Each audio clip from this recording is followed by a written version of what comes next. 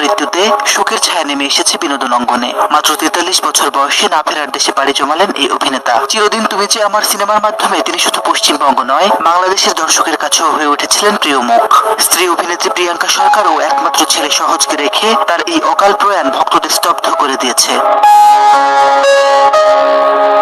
ভোলে বাবা পার কারেগা সিরিয়ালের শুটিং করতে দীঘা গিয়েছিলেন অভিনেতা। ধারাবাহিকটিতে রাহুলের চাচার চরিত্রে অভিনয় করেছেন ভাস্কর বন্দ্যোপাধ্যায়। তিনি জানিয়েছেন, শুটিং শেষে আজ বিকেল 3:30টার দিকে তালসারের সমুদ্রে নেমেছিলেন তিনি। একটি বড় ঢেউয়ের মুখে পড়ে যান রাহুল।